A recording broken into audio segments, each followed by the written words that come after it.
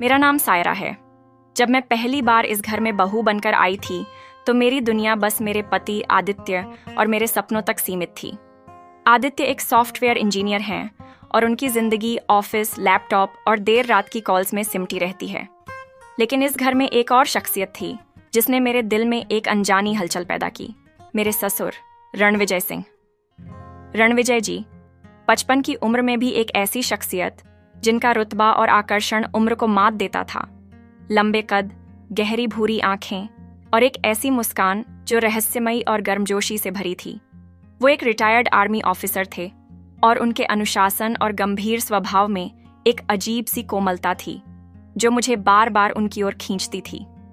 मैं खुद को समझाती थी कि यह सिर्फ एक ससुर के प्रति सम्मान है, लेकिन मेरे दिल की धड़कनें कुछ और कहती थीं।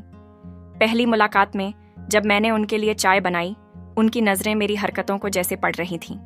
सायरा, तुम्हारी चाय में कुछ खास बात है, उन्होंने कहा, और उनकी आवाज़ में एक ऐसी गहराई थी कि मैं पल भर को ठिठक गई।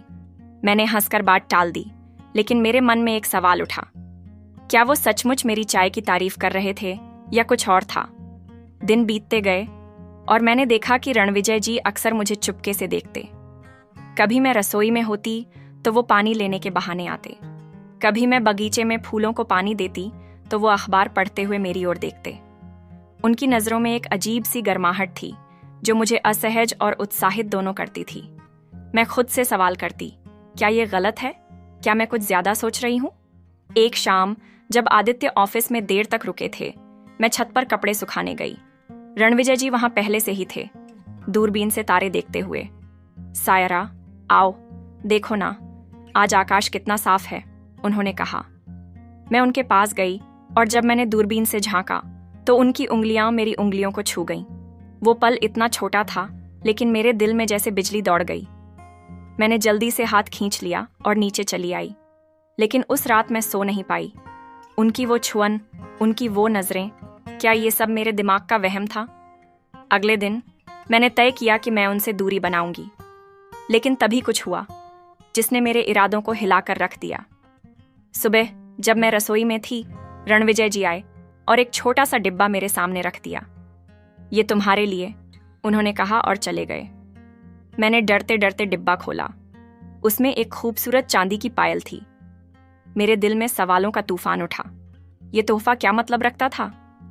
क्या वो मुझसे कुछ कहना चाहते थे? मैंने पायल को छिपा दिया, लेकिन मेरे मन में एक सस्पेंस जाग गया। क्या रणविजय जी का मेरे लिए कुछ और मतलब था, या ये बस एक ससुर का अपनी बहू के लिए स्नेह था? दिल की उलझन पायल का वो तोहफा मेरे लिए एक पहेली बन गया। मैंने उसे अपनी अलमारी में छिपा दिया, लेकिन हर बार जब मैं उसे देखती, मेरे मन में सवाल उठते। रणविजय जी ने ऐसा क्यों किया? क्या ये सिर्फ एक ससुर का अपनी बहू के लिए स्नेह था, या इसके पीछे कुछ और था? मैंने तय किया कि मैं उनसे इस बारे में बात करूंगी, लेकिन हर बार उनकी गहरी नजरों के सामने मेरी हिम्मत जवाब दे जाती।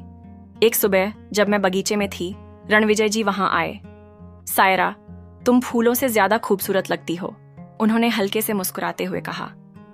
मैंने उनके चेहरे की ओर देखा और उनकी आंखों में एक ऐसी चमक थी जो मेरे दिल को छू गई। मैंने शर्माकर नजरें झुका लीं, लेकिन मेरे मन में सवाल उठा, क्या वो मुझसे मजाक कर रहे थे या ये कुछ और था? मैंने खुद को संभाला और कहा, आप भी तो फूलों की तरह बगीचे को संवारते हैं। मेरी बात पर वो हंसे, लेकिन उनकी हंसी में एक गहराई थी, जैसे वो मेरे शब्दों को तौल रहे हों। उस दिन के बाद मैंने महसूस किया कि रणविजय जी मेरे आसपास ज्यादा वक्त बिताने लगे। कभी वो मेरी मदद के लिए रसोई में आ जाते, तो कभी बगीचे में मेरे साथ गमलों को सजाने लगते। उनकी हर बात, हर हरकत में एक अजीब सी गर्मजोशी थी जो मुझे उलझन में डाल देती थी। मैं खुद से कहती, सायरा, तू ज्यादा सोच रही है, वो तुम्हारे ससुर हैं बस। लेकिन फिर उनकी वो नजरें, वो छोटी छोटी बातें, सब कुछ मेरे मन को भटकाने लगता। एक रात जब आदित्य फिर से ऑफिस में देर तक रुके थे, मैं लिविंग रूम में किताब पढ़ रही थी। रणविजय जी वहां आए और मेरे पास बैठ गए। सायरा, तुम्हें पुरानी किताबें पसंद हैं? उन्होंने पूछा। मैंने हामी भरी और फिर हम किताबों पर बात करने लगे। उनकी बातों में एक ऐसी गहराई थी जो मुझे आकर्षित करती थी। वो कविताएं सुनाने लगे और उनकी आवाज में एक जादू था।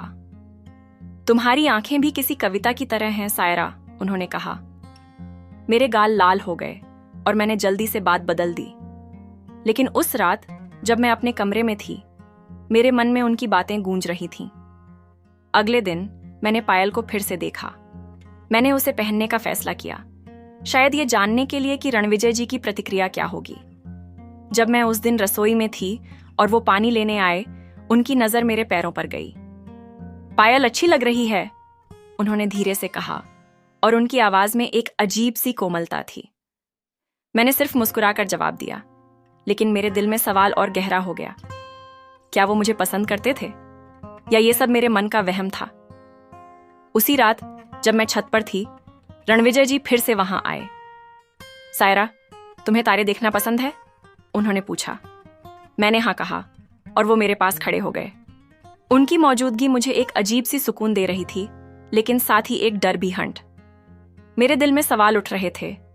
क्या मैं इस रिश्ते को गलत समझ रही थी या इसका कोई और मतलब था? नजदीकियां और रहस्य रणविजय जी की मौजूदगी अब मेरे लिए एक पहेली बन चुकी थी। उनकी नजरें, उनकी बातें और वो छोटी छोटी हरकतें मेरे मन में एक तूफान खड़ा कर रही थीं। मैं खुद को बार बार समझाती थी कि ये सिर्फ एक ससुर का अपनी बहू के लिए स्नेह है, लेकिन मेरे दिल की धड़कनें कुछ और कह रही थीं। मैंने तय किया कि मुझे इस उलझन का जवाब ढूंढना होगा, लेकिन कैसे? मैं उनके सामने अपनी भावनाओं को जाहिर नहीं कर सकती थी। एक दिन जब मैं बाजार से सामान लेकर लौटी, रणविजय जी ने मेरी मदद की और मेरे हाथों से थैले ले लिए। उनकी उंगलियां मेरे हाथों को फिर से छू गईं और इस बार मैंने नजरें नहीं हटाईं। उनकी आंखों में एक सवाल था जो मेरे मन में भी था। सायरा, तुम कुछ परेशान सी लगती हो, उन्होंने धीरे से कहा। मैंने हंसकर बात टाल दी, लेकिन मेरे मन में डर बढ़ने लगा। क्या वो मेरे दिल की बात पढ़ रहे थे? उस रात जब मैं अपने कमरे में थी, मुझे एक पुराना डायरी मिला जो रणविजय जी का था। मैंने उसे खोला और पढ़ना शुरू किया। उसमें उनकी जिंदगी के कुछ पन्ने थे, उनके आर्मी के दिन, उनकी पत्नी के साथ बिताए पल और कुछ कविताएं। एक कविता में लिखा था, कभी कभी दिल की बातें अनकही रह जाती हैं, पर नजरें सब बयान कर देती हैं। मेरे दिल ने जोर से धड़कना शुरू कर दिया। क्या ये मेरे लिए था? मैंने डायरी बंद कर दी, लेकिन मेरे मन में सवाल और गहरा हो गया। अगले दिन मैंने देखा कि रणविजय जी कुछ परेशान थे। वो अपने कमरे में अकेले बैठे थे और उनके चेहरे पर एक उदासी थी। मैंने हिम्मत करके पूछा, क्या हुआ पापा जी? उन्होंने मुस्कुराकर कहा, बस पुरानी यादें ताज़ा हो रही हैं। उनकी बातों में एक दर्द था जो मुझे छू गया। मैंने उनके पास बैठकर उनकी बातें सुनी और उनकी कहानियों में एक अजीब सी गहराई थी। वो अपनी पत्नी के बारे में बात करने लगे और उनकी आंखों में नमी थी। मैंने पहली बार उनके दिल को इतने करीब से देखा। उस रात मैंने फिर से पायल पहनी और छत पर गई।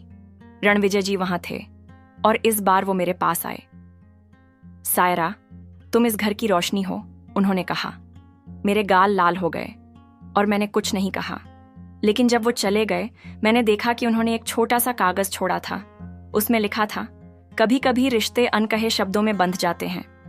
मेरे दिल में एक सवाल और गहरा हो गया। क्या ये प्यार था या सिर्फ एक अनकहा रिश्ता? रणविजय जी के वो शब्द मेरे मन में एक तूफान की तरह गूंज रहे थे। कभी कभी रिश्ते अनकहे शब्दों में बंध जाते हैं। मैं रात भर सोचती रही कि उनकी बातों का असल मतलब क्या था। क्या यह सिर्फ एक ससुर का अपनी बहू के लिए स्नेह था या इसके पीछे कुछ और छिपा था? मेरे मन में सस्पेंस इतना गहरा हो चुका था कि मैं अब इस रहस्य को सुलझाए बिना चैन से नहीं रह सकती थी। मैंने तय किया कि मुझे उनसे खुलकर बात करनी होगी, लेकिन मेरे दिल में डर था। क्या मैं इस रिश्ते को गलत समझ रही थी? अगली सुबह मैं बगीचे में गमलों को पानी दे रही थी जब रणविजय जी वहां आए। उनकी आंखों में एक अजीब सी उदासी थी जो मैंने पहले कभी नहीं देखी थी। सायरा, क्या मैं तुमसे कुछ कह सकता हूं? उनकी आवाज में एक गंभीरता थी जो मेरे दिल को थाम ले गई। मैंने हल्के से सिर हिलाया और मेरी सांसें जैसे रुक गई थीं। क्या वो वही कहने वाले थे जो मेरे मन में उमड़ घुमड़ रहा था? लेकिन उनकी अगली बात ने मेरे सारे सवालों को एक नई दिशा दे दी। तुम मुझे मेरी बेटी अनन्या की याद दिलाती हो, उन्होंने धीरे से कहा। उनकी आंखों में नमी थी और उनकी आवाज में एक पुराना दर्द साफ झलक रहा था।